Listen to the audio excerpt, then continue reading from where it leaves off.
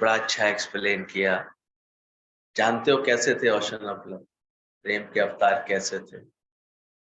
उनका हर कर्म प्रेम में था। वाणी समझाना भी प्रेम का रूप था। उनका जो भी कुछ एक्शन होता था, भजन भी गाते थे तो इतने प्रेम से। कुछ लोग तो बला टालने के लिए भजन गाते हैं, ऐसे की वजह से सुनाने के लिए गाते हैं। गीतावन गाते थे प्रेम में डूब करके, ईश्वर से जुड़ करके। एक भजन भी उनका इसलिए एक एक दिल टच करता है। एक एक व्यवहार उनका इतना प्रेम से ओतप्रोत रहता था कि हम लोग अपने आप ही उस प्रेम में खिंच करके उनके जैसे समाते चले गए, गर्क होते चले गए। बड़ा अच्छा लग रहा था गुरु के मुख से, श्याम भगवान के मुख से, नारायणी भगवान के मुख से ये महिमा सुन करके गीता भगवान की, बड़े दादाजी की, कि कैसे उन्होंने ये यज्ञ किया, शुरू कार्य शुरू किया। पहले ब्रह्म ज्ञान अपने जीवन में सजाया, एक एक बात अपने आचरण में उतारी, अमल में लाई, फिर जाकर के इतनी उदारता से बांटा ये ज्ञान। और आज भी जो स्वरूप देख करके आए हैं हम लोग, श्याम भगवान का, नारायणी भगवान का, मीरा भगवान का, ऐसे अंदर से दिल उनकी करुणा, उनकी कुर्बानी देख करके गदगद हो रहा था। देख करके ऐसे आंखें नम हो रही थी, झुक रही थी। कितनों का जीवन ऐसा झुक रहा था वहां पर। लदे हुए वृक्ष दिखाई दे रहे थे। अनेक शहर से कई अभ्यास करने वाले, सत्संग का सुमरन कराने वाले, करने वाले, कितने लोग वहां जुड़े हुए थे इस समय। सहज ही मेला लग जाता है इतने बारिश के मौसम में, लेकिन गुरु का आकर्षण अपना विशेष रहता है। देखते ही बनती है शोभा। अब तो और इतने तराश तराश करके लोग आने लगे हैं। अगर एक बंदा कोई भजन भी गाता है तो इतने भाव और भक्ति से डूब करके कि 5-6 मिनट पूरा हॉल ऐसे झनंकृत हो जाता है। से एक एक गुरु भाव में ऐसे डूब जाता है। बहुत ही सिंपलिसिटी, बहुत पवित्रता।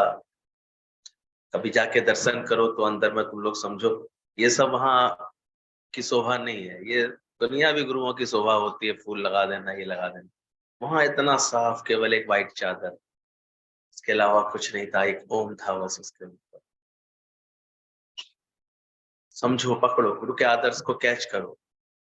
क्या चाहता है गुरु हमारे जीवन से?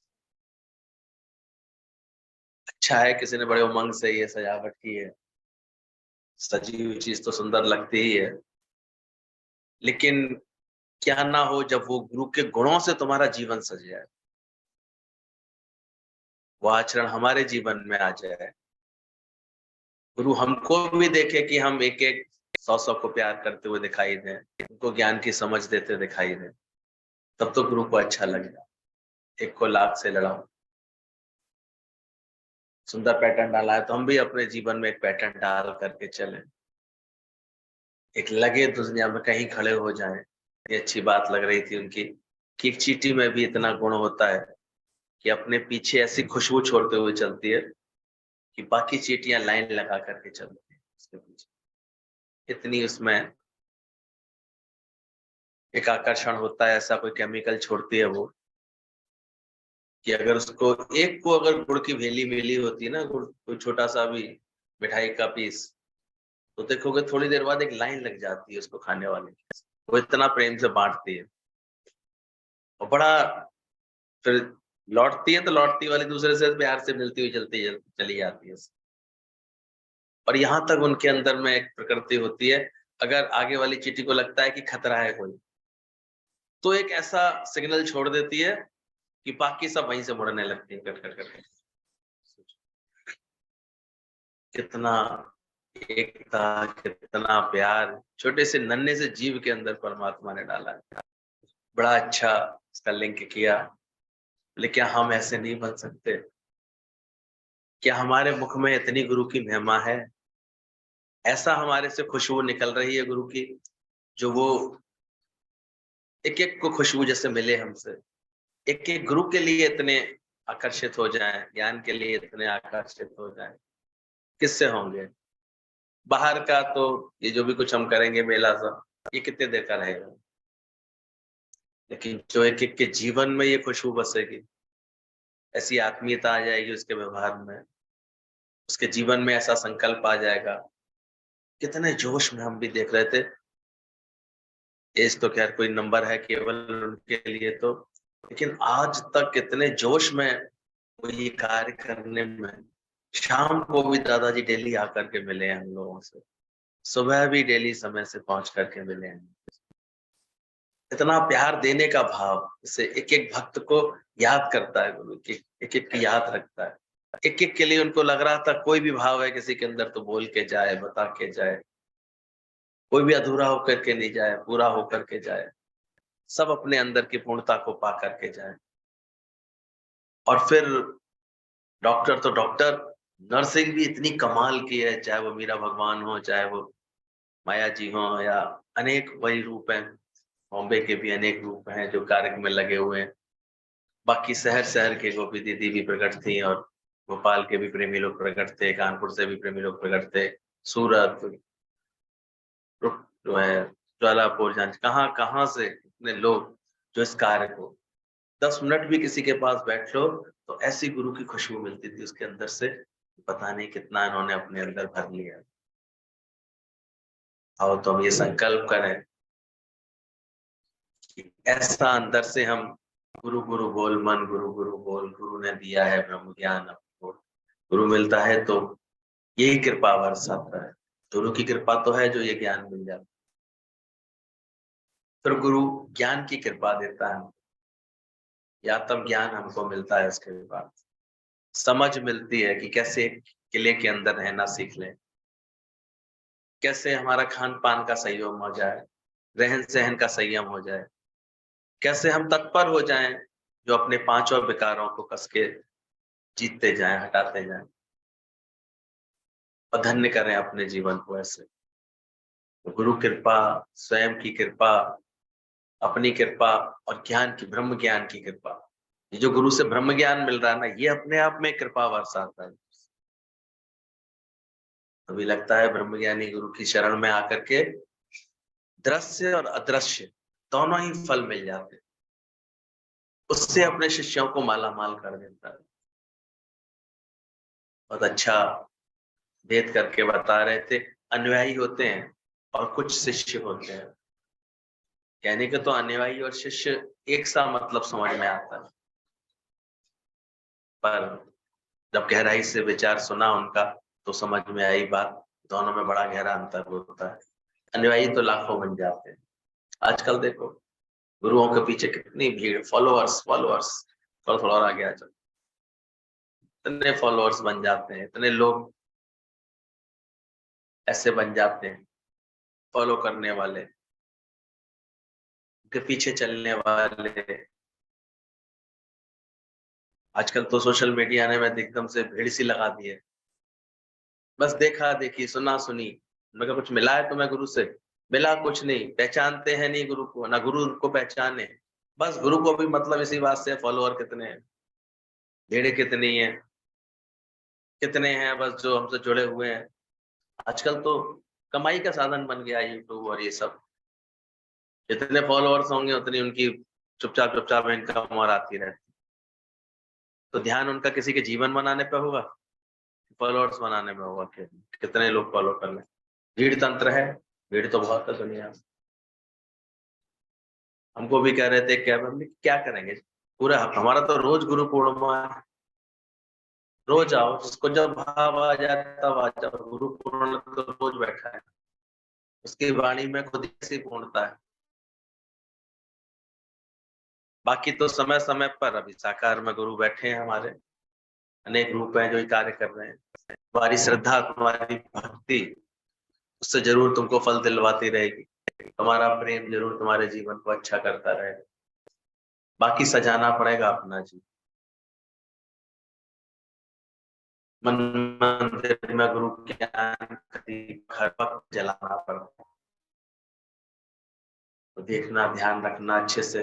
गुरु है वाणी, विच वाणी अमृत सारे, सच्चे गुरु की वाणी होती है, उसमें अनेक अमृत भरे होते हैं।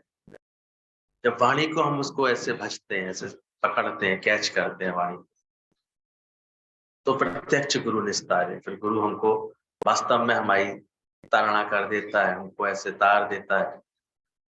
दृश्य फल तो अनेक मिलते ही है गुरु की शरण में आकर के। हम देखते हैं कैसे जैसे गोदार माँ बाप अपने बच्चों की झोलियां अनेक खुशियों से भर देता है, सब कुछ बारिश में दे देता है।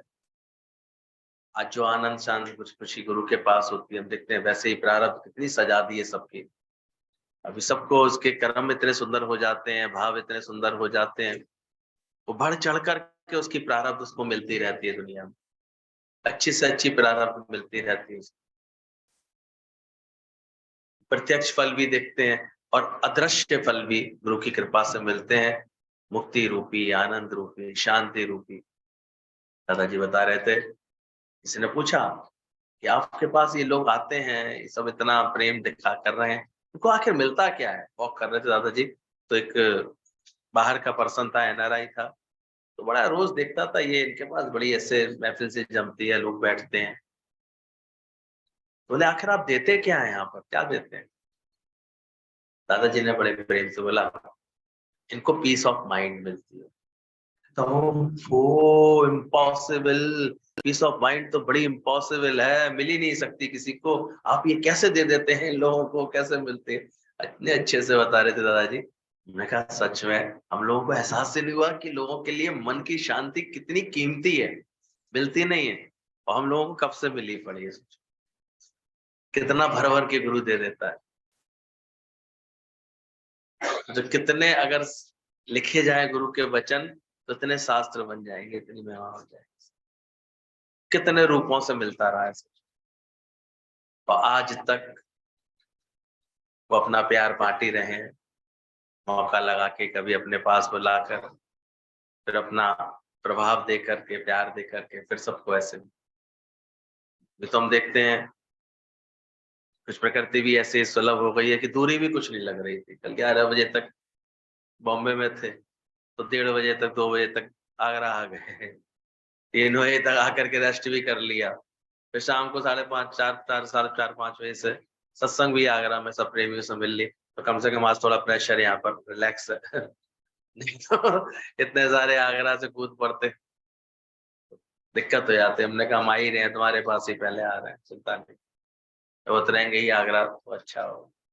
कल भी वहाँ शाम को खचा खच ऐसे सब बैठे हुए थे, भाव रख के, प्रेम रख के, उमंग रख के, अच्छा लगता है। गुरु के द्वारे तेरा आना ही बहुत है, बोल के ना बोल पछताना ही। एक अनकंडीशनल लव देखा है गुरु का, देख करके ऐसे दिल गदगद हो जाता है कि क्या चाहिए गुरु को हमसे, सोचो। यहाँ तो तुम लोग फिर भी नहीं मानते इतने सारे, वहां पर इन सब के लिए भी कोई मिलता ही नहीं है। सही बात तो ये, वहां पर ऐसे बाहर के प्रेमी कहाँ से बेचारे दौड़ दौड़ करके सत्संग में ही 1 घंटे पहले पहुंचते थे लोग, जल्दी से मिल जाए, जगह मिल जाए बस, केवल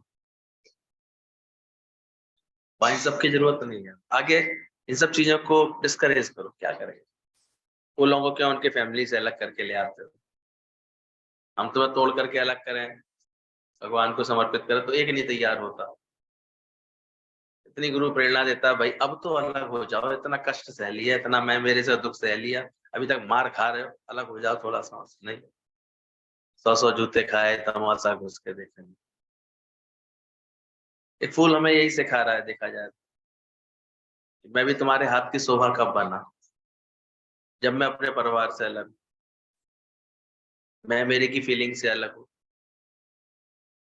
आज इतनी जो शोभा पाते हैं हमारे गुरुजन, कब पाते हैं?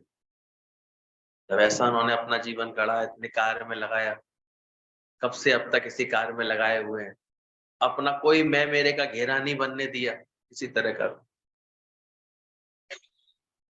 क्यों ऐसा आकर्षण है गुरु के पास, इसी चीज का आकर्षण। प्यार सबसे है, प्यार तो ऐसा कि कोई कर नहीं सकता, अनकंडीशनल ऐसे प्यार। सुंदर बात चल रही थी, तुम बस गुरु से पारदर्शक बन जाओ, तो अपने हृदय को साफ कर लो, गुरु तुम्हारा मार्गदर्शक अपने आप बन जाए। हृदय तो साफ कर लो, दिल साफ है कि नहीं तेरा, पूछ गुरु से। जैसे जैसे हम अपने दिल और दिमाग को साफ करते जाते, कब कब में वो आकर के अपनी रहमत बरसा देता है, हाथ पकड़ लेता है, चलाता रहता है। दिल में बसा लो, अपना बना लो। भजन की एक एक लाइन ऐसे लग रही थी, मुझको गुरुवर पास बुला लो। कहाँ ना चिट्ठी ना कोई संदेश, पर एक आकर्षण ऐसे खींच के ले आता है उनके पास। दिल की हालत तो यही है कि मिलो ना तुम तो हम घबराएं, और मिले तो आंख चुराएं। उनके सामने एक शब्द भी लगता है क्या बोले, क्या कहें, क्या जतलाएं, प्यार भी क्या जतलाएं। हमसे तो कई गुना ज्यादा ये देखे बैठे, कैसे कहें, किस मुंह से कहें कि हम प्यार करते हैं। ऐसे पहले दाता गुरु गया तो देवे ब्रह्म ज्ञान। तो जीवन के लिए ऐसा ऊंचा ब्रह्म ज्ञान दे के बैठा है, सब कुछ दे करके बैठा है। सच्चे गुरु की ये कैसे कि ये सहज लीला चल रही होती है कि सबके अंदर की शक्तियों को निकालता है, सजाता है, खींचता है, सींचता है, बस इससे समर्पित होता चला जाए। बड़ी सुंदर बात चली थी, गलंजना ने बताई भी थी कि कैसे एक जगह कुछ शिष्य मिलकर के इस दिन पर विशेष रूप से गुरु की याद में बिताने का सबका संकल्प होता है, गुरु पूर्णिमा का दिन। तो उन्होंने एक निर्णय कर लिया था कि हम सब मिल करके गुरु की याद में वातावरण को शुद्ध करने के लिए एक वातावरण सुंदर हवन का आयोजन करेंगे। सबकी अपनी अपनी तरीका होता है। हम लोग ये ज्ञान यज्ञ रचा के बैठते हैं। किसी ने बड़ी सुंदर बात बोली, बोले आज का दिन तो वैसे तो गुरु की महिमा का, गुरु की पूर्णता का इसका दिन है, लेकिन देखो आज हमारे गुरुदेव कैसे हैं, आज के दिन और अधिक हमारे साथ मेहनत कर। सबके अंदर में ऐसे भाव से आंखें भर आई कि सच बात है, आज और अधिक हमारे साथ मेहनत गुरु ही कर रहा है। हम क्या दे रहे हैं, क्या कर सकते, ऐसा दाता है गुरु। तो वो सब शिष्य मिलकर के, जो गुरु भी था उस जगह का उनका, सब मिलकर के ये भाव था कि चलो मिल करके सुंदर हवन करेंगे। लेकिन सुबह से ही बारिश ने ऐसा खेल कर दिया, और गुरु का एक बहुत अंदर जुड़ा हुआ जो शिष्य था, वो नदी के पार रहता था। सुबह हो गई, दोपहर हो गई, वो आ ही नहीं पाया। दोपहर ढलती जाए, धीरे धीरे समय बढ़ता जाए। बाकी शिष्य कह रहे गुरु जी फिर हवन तो कर ही लेते हैं, हवन तो करते ही हैं हम लोग, आज के दिन हवन शुरू कर देते हैं। तो गुरु बोले अभी ठहरो, वो आने ही वाला होगा, आएगा ही, जरूर आएगा। लेकिन मौसम ऐसा बदला, नदी में इतना पानी चढ़ा हुआ, नहीं वो निकल पा रहा था। वो उधर छटपटा रहा था शिष्य, कैसे जाऊं, कैसे जाऊं, कैसे जाऊं। आखिर शाम होते होते गुरु ने बोला कि ठीक है चलो तैयारी करो, हवन तो करना है, पावन दिन बीत ना जाए। हवन के लिए तैयारी हो गई, यज्ञ के लिए तैयारी शुरू। तो इतने में ही वो आ गया सामने से, बिल्कुल भीगता हुआ। तुरंत आकर के वो यज्ञ के कार्य में लग गया। वो पूछा क्या हुआ, इतना देर कैसे हुई? मुझे पता नहीं गुरुदेव, आज प्रकृति ने कैसा रूप धारण किया। मैं तो बार बार ना कोई नाव लेके आने को तैयार, ना कुछ, कोई किस तरह पार आने की कोई व्यवस्था बनी नहीं रही थी। पानी का तो मुझे ऐसा कुछ नहीं था, भीगते हुए तो आ सकता था मैं, लेकिन आऊं कैसे? नाव नदी में इतना बड़ा हुआ था, पानी ऐसे बड़ा हुआ था। बोले फिर कैसे आ गए तुम? बोले फिर आया नहीं, आपका प्यार खींच लाया। मुझे नहीं पता क्या हुआ, भाव में ऐसा भाव मेरे अंदर छलांग मारा, मैं कूदा, नदी ने अपने आप मुझे इधर पटक दी। मुझे तो तैरना भी नहीं आता था। ये आप ही का प्यार था जो खींच के ले आया। तब और शिष्यों की आंखें खुली कि ऐसा भी गुरु प्रेम होता है। आज गुरु भी रुका हुआ था इसके लिए, तो क्यों रुका हुआ था? ऐसा प्रेम, बोले कौन था जो प्रेम में खींच करके ऐसे लेकर, तो हमेशा ये लगे तेरा प्यार खींच कर लाया मेरे सांवरिया तेरे पास। जब अपना आप गंवाया तो दर्शन हुए कमाल। गुरु के दर्शन ये मत समझना बाहर का दर्शन है, कोई देखा है मिला है, अपना आप गंवाते। और ये खास दिन तो इसी संकल्प के लिए होता है कि गुरु के साथ मिल करके, और अहम गलता भी गुरु के निकट बैठ करके वैसे नहीं गलता। वैसे तो पुष्ट होता जाता है और अहंकार की परतें चढ़ती जाती, और वो ऐसी कृपा बरसाते हैं, ऐसी नजर देते हैं कि हमारा अहंकार मिटने लगता है, छूटने लगता है, संस्कार बढ़ने लगते हैं, अहंकार निकलने लगता है। और नम्रता का गुण, वो तो हम लोगों के सत्संग की विशेष पहचान।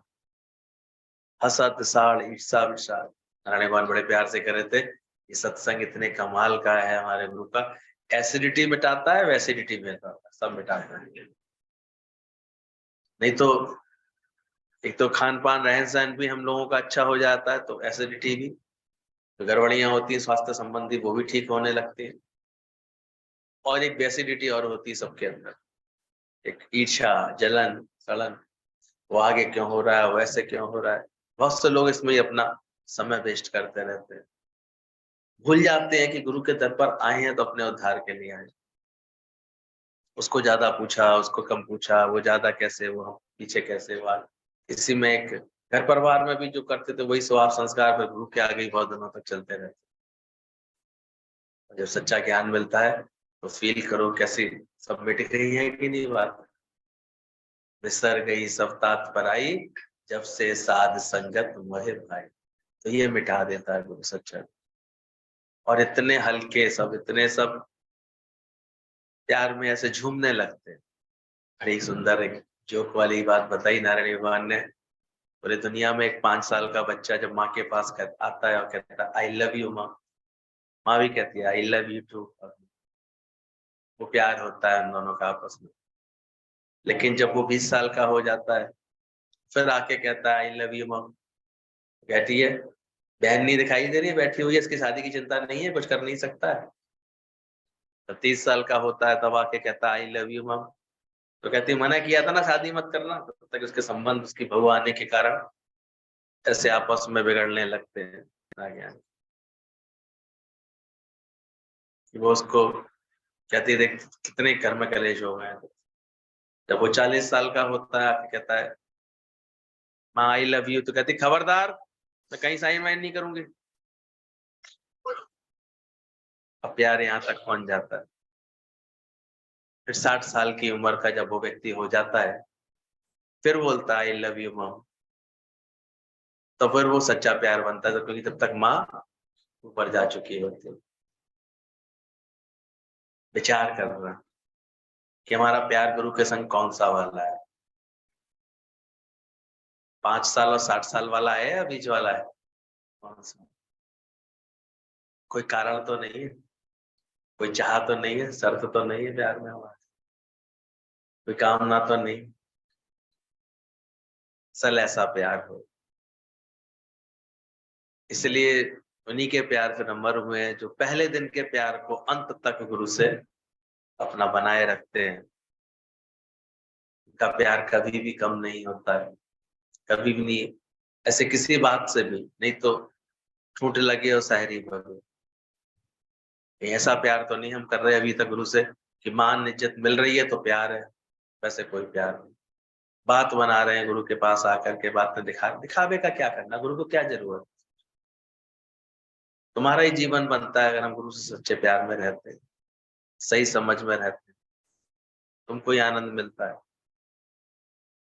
तो हमेशा इस बात में सावधानी रखना कि प्यार हमारा निश्चल है कि वास्तव में सच्चा है कि।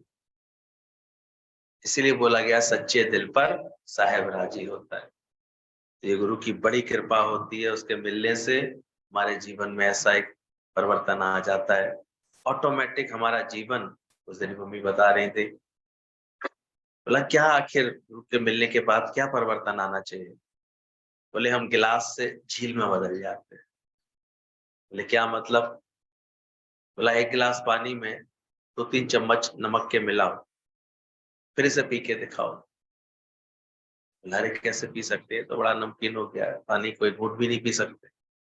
बोले कोई बात नहीं, अब ये 3 चम्मच नमक एक झील में जाकर के मिला दो,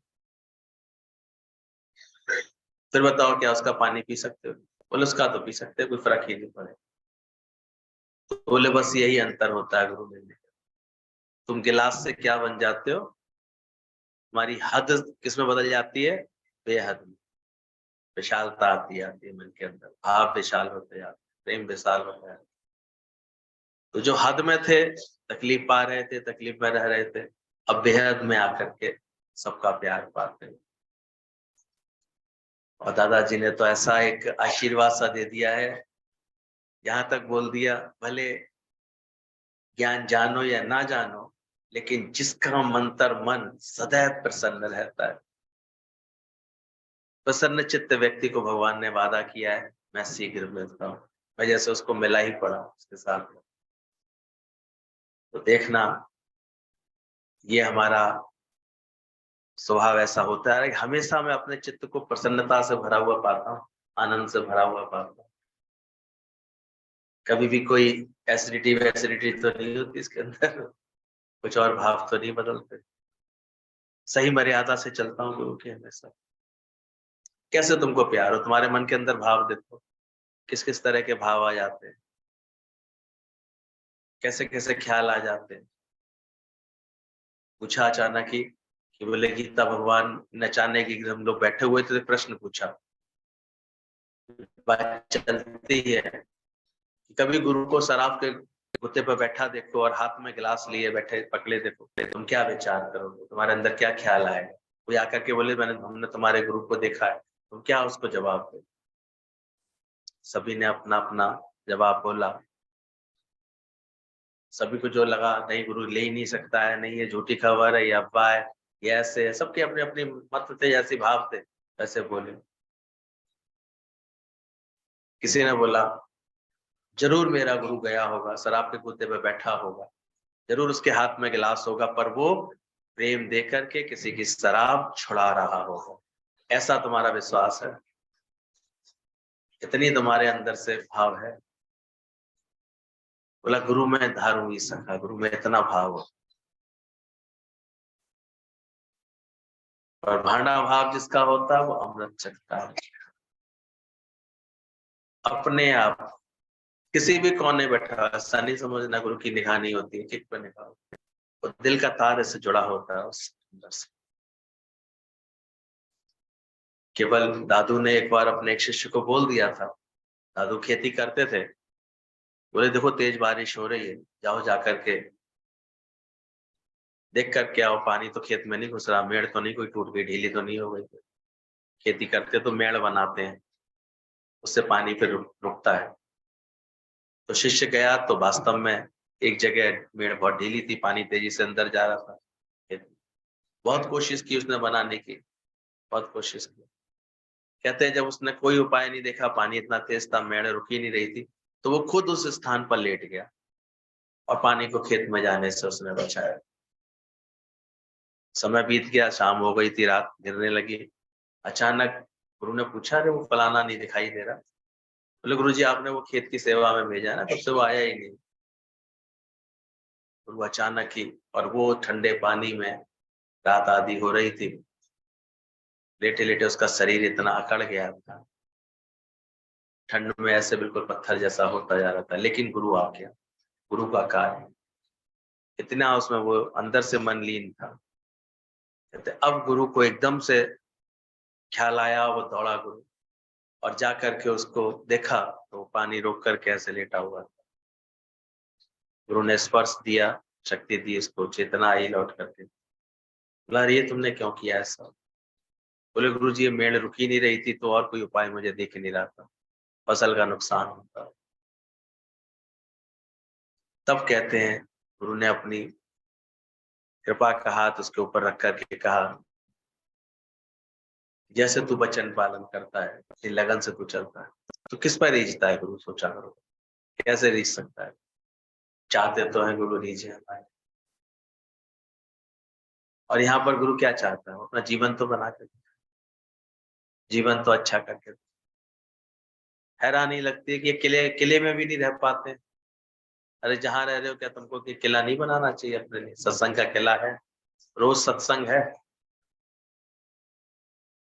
आज तक हम अपने सब महापुरुषों को देखते हैं, गुरुजनों को देखते हैं, किले में है, किले की ओट में एक सत्संग का दायरा है उनके पास, ज्ञान का यज्ञ है। तो हम सब भी संकल्प में और सत्संग और अधिक अपनी खुशबू छोड़ेंगे, और अधिक कुछ और ना कर पाए, कम से कम हमें सच्चा गुरु मिला है ये तो खबर सबको दें। मिला है, अगर लगता है ऐसा परिवर्तन हुआ है, ऐसा मेरे को जीवन में खुशी मिली है, तो मेरे जीवन से ये खुशबू तो फैले। सूरज ना बन पाए तो बन के दीपक तो चलते चले। तो जाओ जाकर के सच्चे गुरु की महिमा में ऐसा जीवन बनाते चले जाओ। और हम सब ये बात समझ ही चुके हैं, गुरु की स्तुति में ही हम सबकी स्थिति बनी हुई। गुरु का प्यार ऐसा है, वो अमृत के समान हमारे जीवन को ऐसे मिलता है। और ये बड़ी सुंदर बात मैं और मोहन बता रहे थे, एक फिनिश होता है, एक कंप्लीट होता है। अर्थ दोनों के समान लगते हैं। भाई काम फिनिश कर लिया, अच्छा काम कंप्लीट कर लिया, पूछे कोई तो एक सी बात लगती है दोनों, लेकिन अंतर होता है। फिनिश में फिनिश, कंप्लीट मतलब पूरा। तो बोले दुनिया में हम फिनिश होते हैं और गुरु के पास कंप्लीट होते हैं। इस अंतर को समझो। दुनिया से प्रेम करके, दुनिया की बातों में आकर के, दुनिया में लगन रख करके हम धीरे धीरे क्या हो जाते हैं, फिनिश। ना कोई उमंग है, ना कोई तरंग है, जिंदगी है क्या एक कटी सी पतंग है, ऐसे लगते रहते, ऐसे गाने गाते रहते। बुढ़ापे में यही हाथ में रह आता है, जब दिल ही टूट गया अब जी के क्या कर। जब गुरु की लगन में रहते हैं, गुरु की शरण में बैठे होते हैं, तो क्या लगता है, जीवन कंप्लीट हो रहा है। कंप्लीट मतलब फिर कोई कंप्लेन नहीं है, कोई कंपटीशन नहीं है किसी से, कोई क्रिटिसिज्म नहीं है किसी बात का। कंप्लीट है जीवन, जैसे पूर्णता में रहता है, आता जाता है। तो देखना, फिनिश होने से बच गए हो क्या, कंप्लीट की तरफ बढ़ रहा है कि नहीं जीवन।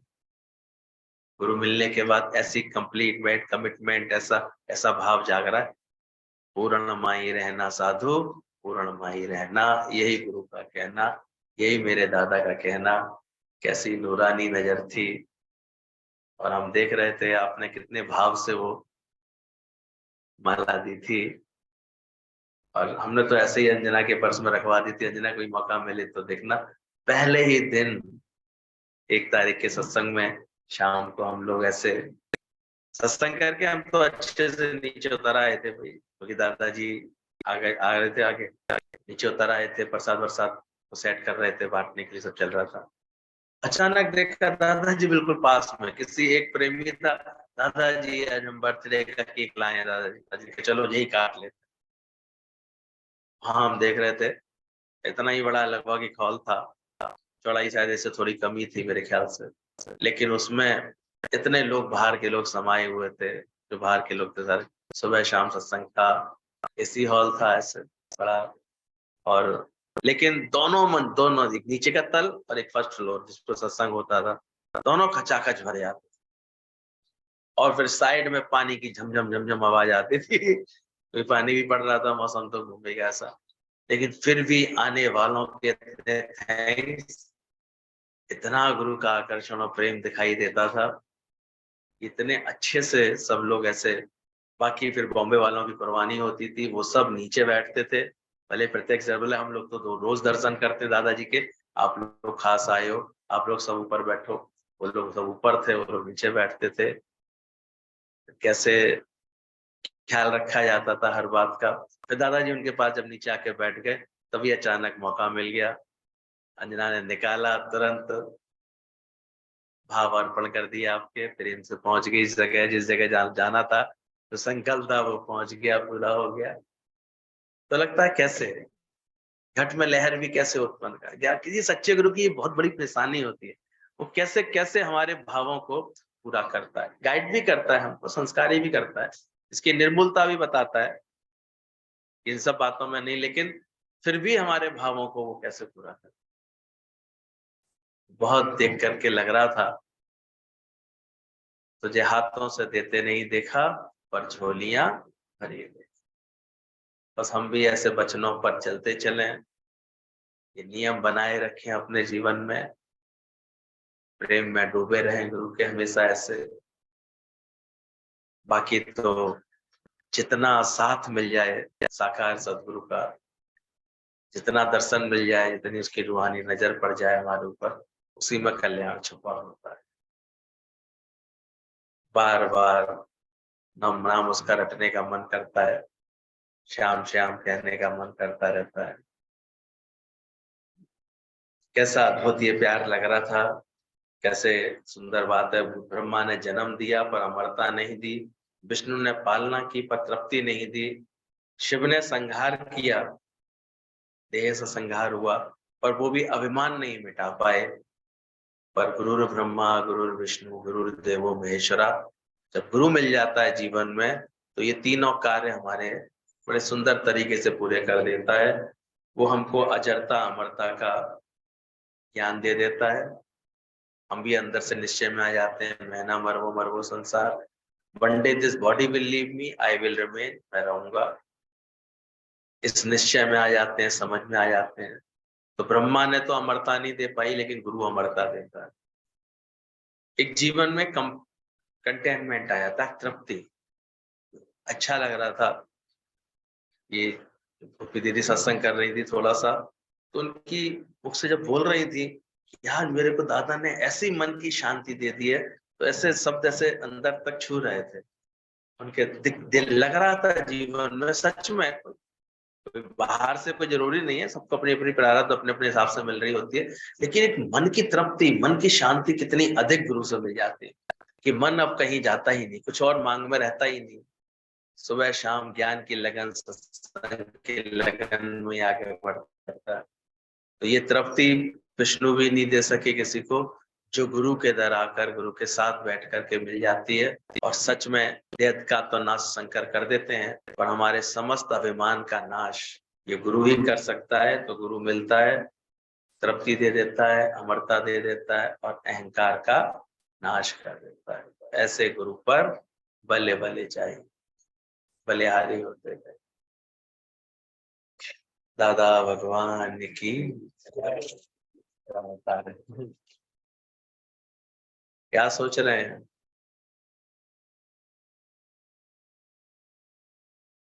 लौट आओ मुंबई से।